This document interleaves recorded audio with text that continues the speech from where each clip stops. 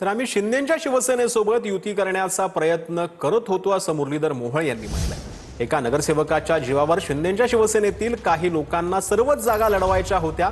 मुरलीधर मोहोळ यांनी नाव न घेता रवींद्र धंगेकरांवरती टोला साधलेला आहे।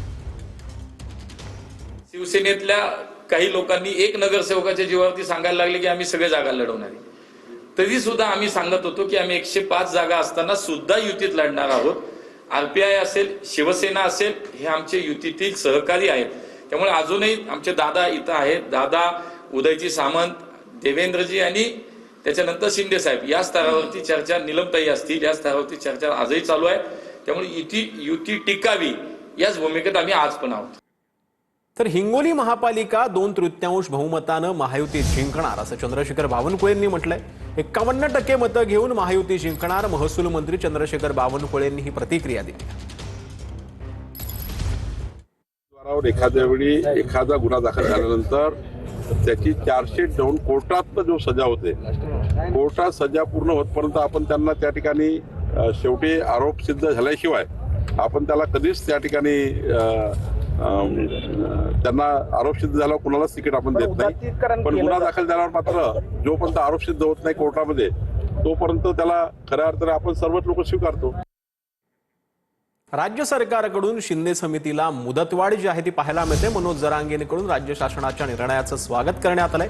शिंदे समितीला दिलेली मुदतवाढ ही गरजेची होती असं मनोज जरांगेंनी म्हटलंय। मराठवाड्यातील आणि संपूर्ण राज्यातील नोंदी शोधण्याचं काम अद्याप बाकी असल्याचं मनोज जरांगेंनी सांगितलं।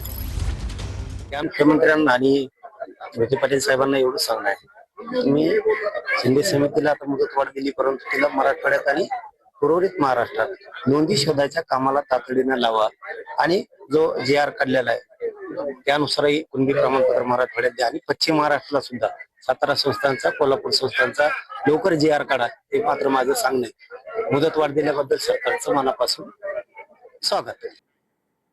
तर कांदिवली पूर्व वॉर्ड क्रमांक 25 मधून भाजपा उमेदवार आणि अभिनेत्री निशा परुळेकर रिंगणात आहेत। त्यांच्यासाठी आज केंद्रीय मंत्री पीयूष गोयल आणि दरेकरांनी जनतेला संबोधित केलेला आहे। मुंबई महानगर पालिका का चुनाव जब यहाँ पर आता है तो आप सबको पता है यहाँ के लोकल विषयों के बारे में कितनी फेकम भाग शुरू हो जाती है।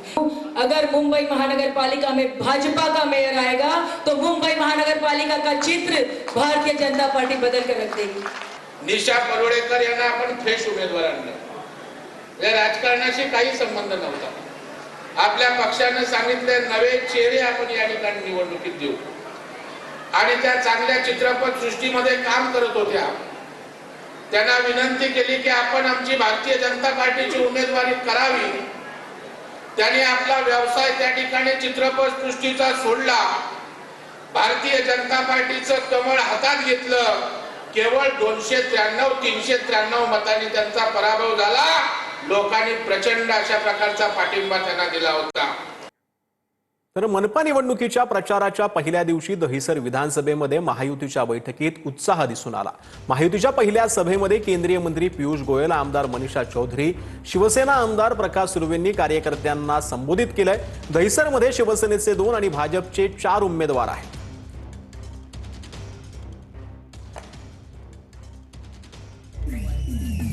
तर यावेळेला आता आपण पाहतो आहोत विधानसभेमध्ये महायुतीच्या दहिसरमध्ये बैठकीला उत्साह दिसून आलेला होता। महायुतीच्या पहिल्या सभेमध्ये केंद्रीय मंत्री पीयूष गोयल देखील उपस्थित होते। तर शरद पवारांच्या राष्ट्रवादीचे मुंबई शहराध्यक्ष अमोल मातेलेंकडून पक्षशिस्तीचा भंग झालाय का असा सवाल जो आहे तो उपस्थित होतोय। शरद पवारांच्या राष्ट्रवादीचा मुंबई युवक अध्यक्षपदाची जबाबदारी स्वतःकडे ठेवत काँग्रेसकडून उभ्या असलेल्या पत्नीच्या प्रचारासाठी स्वतःच्या फोटोचा सर्रास वापर जो आहे तो करण्यात येतो।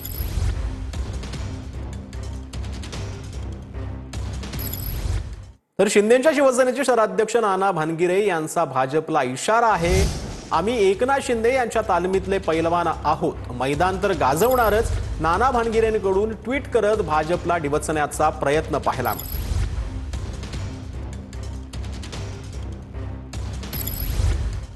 बीएमसी निवडणुकीमध्ये वॉर्ड क्रमांक 67 मध्ये ठाकरेंच्या शिवसेनेच्या कार्यकर्त्यांकडून बंडखोरी पाहायला मिळते। शाखा प्रमुख दीपक सनस यांच्याकडून अपक्ष उमेदवारी अर्ज दाखल करण्यात आला। मनसेचे कुशल धुरी मनसेचे अधिकृत उमेदवार जे आहेत ते असल्याचं पाहायला मिळतंय। तर पुण्यामध्ये एमपीएससीच्या परीक्षार्थ्यांचं आंदोलन पाहायला मिळालेलं आहे। पोलीस उपनिरीक्षक पदासाठी वयोमर्यादा वाढीसाठी आंदोलन करण्यात आलंय। जाहिरात उशिरा प्रसिद्ध झाल्यानं लाखो विद्यार्थ्यांना त्याचा फटका बसलेला आहे। वयोमर्यादा वाढवून देण्याची विद्यार्थ्यांची मागणी पाहायला मिळते। आंदोलक विद्यार्थ्यांची पोलिसांकडून धरपकड पाहायला मिळते। 4 जानेवारीला संयुक्त गट बची परीक्षा असून आतापर्यंत शासनाकडून वयोमर्यादा वाढवण्याबाबत कोणतीही पावलं उचलली जात नसल्यानं परीक्षार्थींचा आंदोलनाचा पवित्रा पाहायला मिळतो। सर्व आपण बघू शकतो की सर्व विद्यार्थी या ठिकाणी थांबलेले आहेत। पोलिसांकडून या विद्यार्थ्यांना बाजूला करण्याचं काम जे आहे ते सातत्याने केलं जात आहे। मात्र विद्यार्थी जे आहेत ते आपल्या भूमिकेवरती आहेत। आपण बघू शकता की कशा पद्धतीनं पोलीस जे आहे ते सर्व आंदोलनकर्ते विद्यार्थी आहेत त्या आंदोलनकर्त्या विद्यार्थ्यांना रस्त्यावरून बाजूला करण्याचं काम करतायत। स्वतः अतिरिक्त आयुक्त या ठिकाणी आहेत, त्याचबरोबर ती स्वतः डीसीपी सुद्धा या ठिकाणी आहेत। मोठ्या प्रमाणात पोलीस बंदोबस्त या ठिकाणी तैनात करण्यात आलेला आहे। आपण बघू शकता की हे सर्व विद्यार्थी जे आहेत ते आता रस्त्यावरती उतरलेले सध्या आपल्याला पाहायला मिळत आहेत। मोठी घोषणाबाजी खरं तर या विद्यार्थ्यांकडून या ठिकाणी केली जात आहे।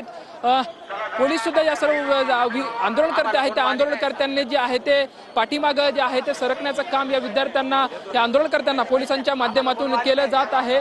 मोठी घोषणाबाजी या ठिकाणी होत आहे। आपण बघू शकतो कशा पद्धतीने सर्व विद्यार्थी जे आहेत ते सध्या रस्त्यावरती उतरलेले आपल्याला या ठिकाणी पाहायला मिळते। मात्र पोलिसांना एक मोठी कसरत या ठिकाणी करावी लागत आहे। स्वतः अतिरिक्त आयुक्त सध्या या ठिकाणी या सर्व आंदोलनकर्त्यांना बाजूला करण्याचं काम जे आहे ते करत आहेत। जोपर्यंत GR निघणार नाही तोपर्यंत आम्ही आमच्या भूमिकेवरती ठाम आहोत, अशा पद्धतीने खरं तर हे विद्यार्थी जे आहेत त्यांची मागणी करताना आपल्याला पाहायला मिळत आहे।